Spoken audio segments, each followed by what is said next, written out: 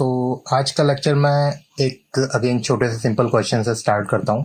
मैं आपको एक कंडीशन देता हूँ। इमेजिन करिए कि आप अंडर वाटर हैं, ठीक है, लाइक आप पानी के लेवल से नीचे हैं एंड आप वहाँ पे किसी लाइट सोर्स को देख रहे हैं, ठीक है, मतलब सपोज कोई लाइट बल्ब है या समथिंग है, ठीक है, एंड वो अभी पावर ऑफ है, ठीक है। जैसे ही मैं उसको ऑन करता हूँ आप उसको देखते हैं, ठीक है। एक वो कंडीशन हो गई। सेकेंड कंडीशन इज आप नॉर्मल रूम में, ठीक है, नॉर्मल रूम में या फिर आप एटमोसफेयर में and same again same distance पे एंड एवरीथिंग इज सेम, खाली डिफरेंस यही है कि पहले पानी था अब उसके जगह पे एयर है, ठीक है। यानी आप पानी में नहीं है, बाहर हैं एंड अगेन मैं बल्ब स्टार्ट करता हूँ, ठीक है, और आपको अगेन वो जैसे ही लाइट सोर्स स्टार्ट होगा आपको लाइट दिखेगी, ठीक है।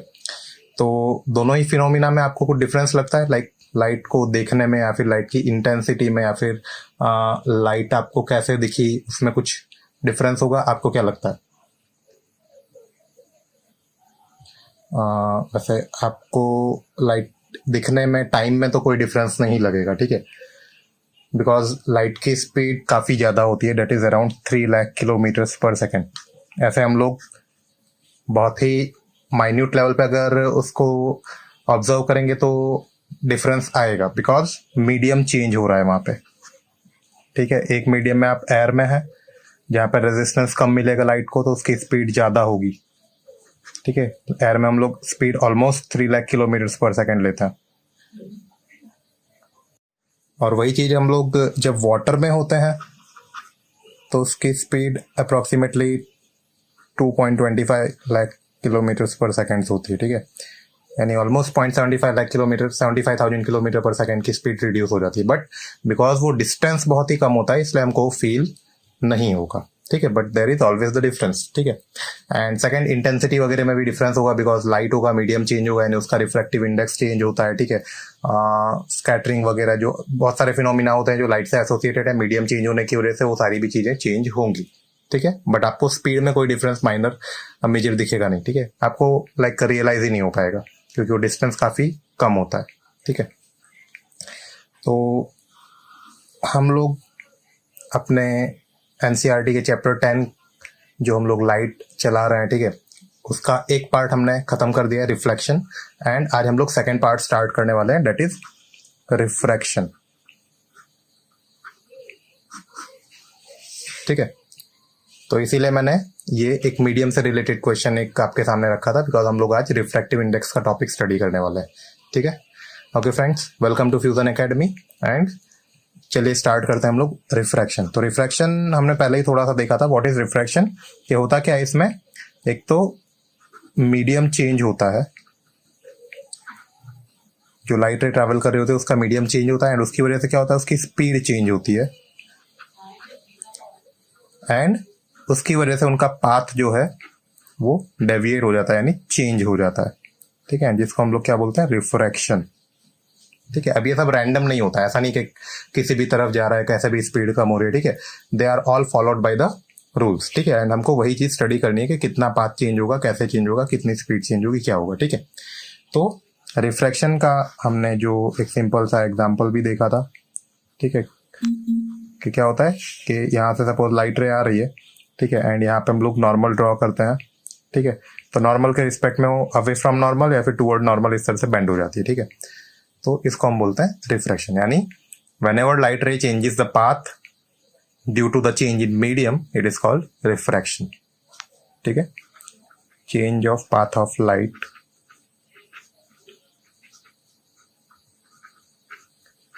Due to change in medium is called refraction, ठीक है। तो दिस इज रिफ्रैक्शन।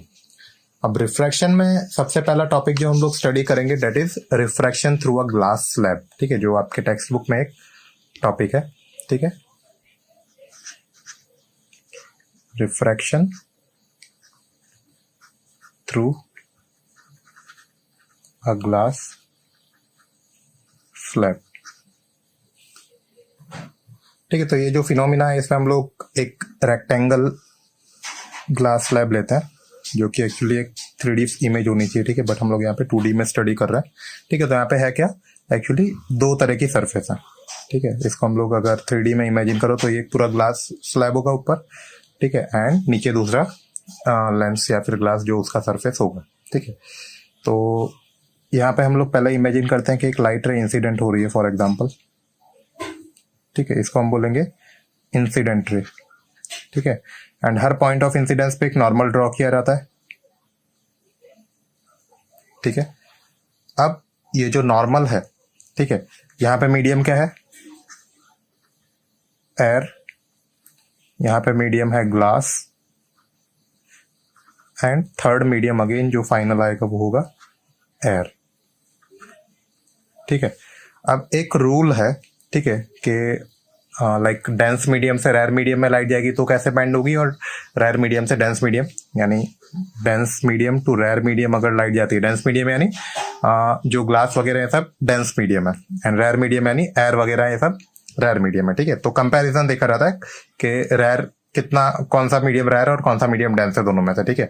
तो अगर डेंस मीडियम से रेयर मीडियम में लाइट जाती है तो it always moves toward the normal, normal के रिस्पेक्ट में मूव होती है, ठीक। इसको आप डॉक्टर TN के जैसे शॉर्टकट से याद रख सकते हैं। एंड रेयर टू डेंसर जाती है तो वो यहाँ पे अवे फ्रॉम नॉर्मल जाएगी एंड यहाँ पे टूवर्ड नॉर्मल आएगी, ठीक है। यानी डॉक्टर AN एंड RDTN इस तरह से याद रख सकते हो, ठीक है। अगर डेंसर टू रेयर जाती है तो अवे फ्रॉम नॉर्मल जाएगी, यानी नॉर्मल से दूर हो जाएगी लाइट। एंड RDTN यानी रेयर टू डेंसर जाती है अगर मीडियम तो वो टूवर्ड द नॉर्मल आएगी, ठीक है। तो यहाँ पे हो क्या रहा है, ये हमारा रेयर मीडियम है और ये डेंस मीडियम है, तो रेयर टू डेंस अगर जाएगी मीडियम में तो क्या होगा, टूवर्ड द नॉर्मल आएगी, यानी ये रिफ्लेक्ट होके, मतलब अगर ये ग्लास स्लैब ना होता तो कैसे जाती लाइट, इस तरह से जाती, ठीक है। बट अब वो ग्लास स्लैब आ गया यानी रिफ्लेक्शन होना है तो किस तरफ जाएगी, वो टूवर्ड द नॉर्मल, तो ये अंदर के तरफ थोड़ा बेंड हो जाएगी, ठीक है। बेंड होने के बाद वो अगेन सेम पाथ कंटिन्यू करेगी, ठीक है। तो अब यहाँ पे हमको एंगल लिखना है, this is your angle of incidence, जिसको आपकी बुक में I1 के नाम से रिप्रेजेंट किया है। एंड नॉर्मल के साथ जो ये क्या है, हमारी रिफ्रैक्टेड रे है, ठीक है। इसको एंगल ऑफ रिफ्रैक्शन बताएंगे R1, ठीक है। नाउ अब इसका हिसाब से अगर देखें तो यहाँ पे ये पॉइंट ऑफ इंसिडेंस हुआ, ठीक है। अब इस पार्ट को आप भूल जाइए, यहाँ पे देखें तो ये एक हमारी इंसिडेंट रे होगी, तो ये एंगल ऑफ इंसिडेंस, ये पॉइंट ऑफ इंसिडेंस हुआ, तो यहाँ पे एक नॉर्मल ड्रॉ करेंगे। एंड अब इसके हिसाब से देखें तो ये डेंस मीडियम है और ये रेयर मीडियम है, डेंसर टू रेयर जा रहे यानी क्या होगी, अवे फ्रॉम नॉर्मल, यानी नॉर्मली क्या होना चाहिए था, इस तरह से जानी चाहिए थी, तो इससे डेविएट होगी इस तरह से, ठीक है। तो ये हमारी हुई सेकंड जो रिफ्रैक्शन हो रहा है, ठीक है, उसकी वजह से ये फाइनल रे हमारी इमर्ज होगी, ठीक है। तो यहाँ पे भी अगेन एंगल्स लिखेंगे, तो ये होगा आपका angle of incidence second and ये होगा हमारा एंगल ऑफ रिफ्रैक्शन सेकंड, ठीक है। तो these are the major indications, ठीक है। ये फर्स्ट एंगल ऑफ इंसिडेंस, ये सेकंड एंगल, ये फर्स्ट एंगल ऑफ रिफ्रैक्शन, ये first second angle of incidence और ये सेकंड एंगल ऑफ रिफ्रैक्शन, ठीक है। देखिए यहाँ पे एक और चीज होती है कि अगर ये लाइट, ये ग्लास स्लैब बीच में ना होता तो क्या होता है, एक्चुअली ये लाइट रे इस तरह से कंटिन्यू होती है, ठीक है। अपना जो ओरिजिनल पाथ था वो कंटिन्यू रखती है, ठीक है। तो ये जो शिफ्ट आता है, ठीक है, इसको हम बोलते हैं लेटरल शिफ्ट, ठीक है। यानी the shift of the path which is happening due to the placement of this glass slab is called lateral shift. देखो एंगल वगैरह, पाथ वगैरह एकदम सेफ रहेगा, खाली सेम रहेगा, खाली क्या है कि थोड़ा सा शिफ्ट हो जा रहा है पाथ, ठीक है, इस ग्लास स्लैब के वजह से, ठीक है। ये ग्लास स्लैब का जो भी मीडियम है उसके हिसाब से ये शिफ्ट होता है अलग अलग, ठीक है। तो ये शिफ्ट को क्या बोलते हैं हम लोग, लेटरल शिफ्ट बोलते हैं, ठीक है। एंड आपकी बुक में नहीं दिया है, बट फाइनली क्या होता है कि ये इंसिडेंट रे है, ये रिफ्रैक्टेड रे, एंड इसको हम लोग इमर्जेंट रे बोलते हैं, ठीक है। एंड इसको हम लोग नोमेनक्लेचर कर देंगे ABCD, आप भी नाम दीजिए EFGHIJ,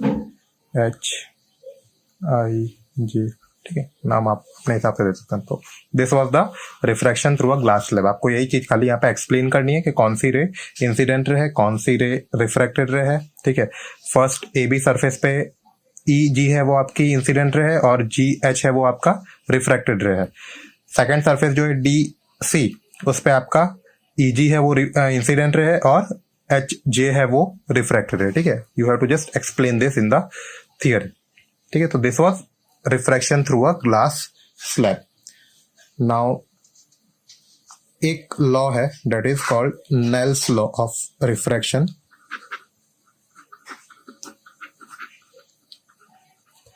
ठीक है, this is also a part of your law of refraction. ठीक है, सेकंड पॉइंट आता है उसका। नेल्स लॉ ऑफ रिफ्रैक्शन ऐसा कहता है किसी भी पर्टिकुलर सरफेस पे उसके एंगल ऑफ इंसिडेंस और उसके एंगल ऑफ रिफ्रैक्शन का जो साइन होता है, sine is a trigonometric function, अगर आपने ट्रिगोनोमेट्री पढ़ा होगा तो आपको पता होगा, sine of angle of incidence to the sine of angle of refraction for any given surface. ठीक है, फॉर अ गिवन सरफेस। ठीक है, हर सरफेस के लिए चेंज होगा बट किसी एक सरफेस के लिए क्या रहता है, हमेशा कांस्टेंट रहता है। ठीक है, यानी मैं यहाँ पे किसी भी तरह से एंगल ऑफ इंसिडेंस चेंज करूंगा, उसके हिसाब से जो एंगल ऑफ रिफ्रैक्शन मिलता रहेगा, तो वो हम अगर उनका रेशियो लेंगे तो हमेशा कांस्टेंट रहेंगे। ठीक है, तो this is about Snell's law of refraction. तो this is our Snell's law of refraction. ठीक है, जो हमारा पुराना सिलेबस है उसमें इसका प्रूफ भी आता था, बट आपको अभी खाली यही स्टडी करना है कि किसी भी पर्टिकुलर सरफेस के लिए अगर हम लोग एंगल ऑफ इंसिडेंस और एंगल ऑफ रिफ्रैक्शन के साइन लेंगे तो उनका रेशियो जो होगा वो हमेशा कांस्टेंट आएगा। ठीक है, and this was also second point of your law of refraction. ठीक है, हम लोग इस पर देखते हैं। तो लॉज ऑफ रिफ्लेक्शन हमने क्या देखे थे कि उसमें ऐसा था कि angle of incidence is equal to angle of reflection, first point था। और जो सेकंड पॉइंट था वो ऐसा था कि सेकंड पॉइंट एग्जैक्टली यहाँ पे भी सेम ही है। ठीक है, सेकंड पॉइंट यहाँ पे मैं फर्स्ट पॉइंट ले रहा हूँ, उसको क्या कहता है कि इंसिडेंट रे यहाँ पे रिफ्लेक्टेड की जगह रिफ्रैक्टेड रे हो जाएगा, रिफ्लेक्शन में हमारा रिफ्लेक्टेड रे था, and normal all lie in same plane. ठीक है, यानी क्या होगा कि तीनों एक ही प्लेन में होंगे। ठीक है, यानी जो हम लोग ड्रॉ करते हैं, ठीक है, सपोज ये इंसिडेंट हुआ, ये रिफ्रैक्ट हो गया, ठीक है, एंड ये नॉर्मल, तो तीनों इस पेज के अंदर ही होंगे, कोई बाहर या नीचे नहीं जा रहा होगा। ठीक है, ये तीनों एक ही प्लेन में होंगे। एंड सेकंड पॉइंट हमारा लॉ ऑफ रिफ्रैक्शन जो हमने अभी देखा, नेल्स लॉ। ठीक है, क्या है, sine of incidence upon sine of refraction remains constant, यानी angle of incidence and angle of refraction they remain constant. This is second law. तो this is law of refraction. ठीक है, नाउ हम लोग अब एक जो मेन फिनोमिना है, ठीक है, यानी जो रिफ्रैक्शन जिसकी वजह से होता है, मीडियम चेंज। ठीक है, तो मीडियम में ऐसा तो क्या चेंज होता है जो रिफ्रैक्शन क्रिएट करता है। ठीक है, तो दैट इज रिफ्रैक्टिव इंडेक्स। ठीक है, उसको डिफाइन किया गया है, that is called refractive index. ठीक है, यानी रिफ्रैक्शन कितना होगा उसका एक मेजरमेंट है ये। ठीक है, तो रिफ्रैक्टिव इंडेक्स जनरली डिफाइन इस तरह से होता है कि रेशियो ऑफ, हर मीडियम का रिफ्रैक्टिव इंडेक्स अलग होगा, ratio of speed of light to the speed of light in vacuum to the speed of light in given medium. ठीक है, हमने पहले ही देखा है लाइट स्पीड चेंज होती है, उसकी वजह से रिफ्रैक्शन होता है, इसलिए यहाँ पे मेजर जो मेजरमेंट है वो स्पीड का ही होता है, speed of light in given medium. This is called refractive index, absolute refractive index. दो तरह के रिफ्रैक्टिव इंडेक्स होते हैं, हम देखते हैं आगे। ठीक है, यानी जो रिफ्रैक्टिव इंडेक्स है वो इस तरह से डिनोट होता है, ईटा, ये एन नहीं है, इसको ईटा बोलते हैं। ठीक है, that is the Greek alphabet.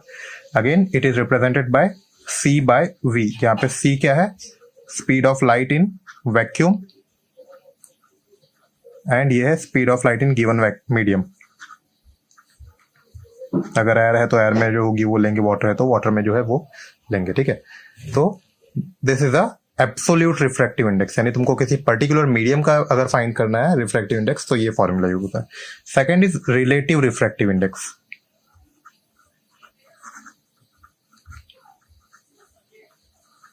ठीक है, यानी सपोज दो मीडियम है, एक मीडियम 2 एक मीडियम 1।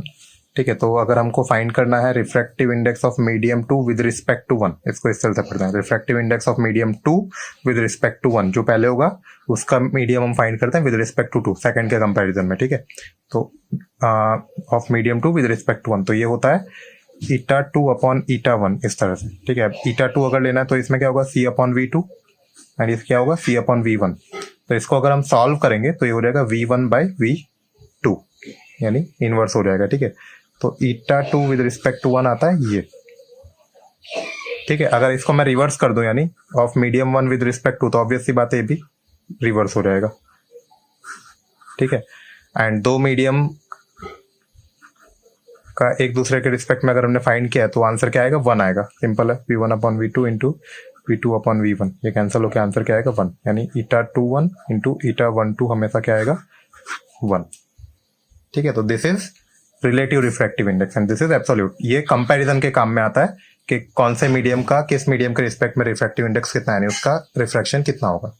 ठीक है, जिसका refractive index absolute refractive index जितना कम होगा उसमें लाइट की स्पीड उतनी ज्यादा होगी, बिकॉज ये अल्टीमेटली क्या बता रहा है कि लाइट की स्पीड कितनी ज्यादा है तुम्हारे मीडियम से। ठीक है, यानी अगर मेरा एब्सोल्यूट रिफ्रैक्टिव इंडेक्स 1.1 है एक मीडियम का, एक का है 1.2, यानी ये बता रहा है कि मेरा फर्स्ट मीडियम में लाइट की स्पीड 1.1 टाइम्स ज्यादा है मेरी मीडियम की स्पीड से, और सेकंड में 1.2 टाइम्स ज्यादा है। ठीक है, यानी जिस मीडियम का रिफ्रैक्टिव इंडेक्स जितना कम होगा उस मीडियम में लाइट की स्पीड उतनी ज्यादा होगी, सॉरी उस मीडियम में तुम्हारी लाइट की स्पीड उतनी ज्यादा होगी। ठीक है, वैक्यूम के कंपैरिजन में उतनी नजदीक होगी।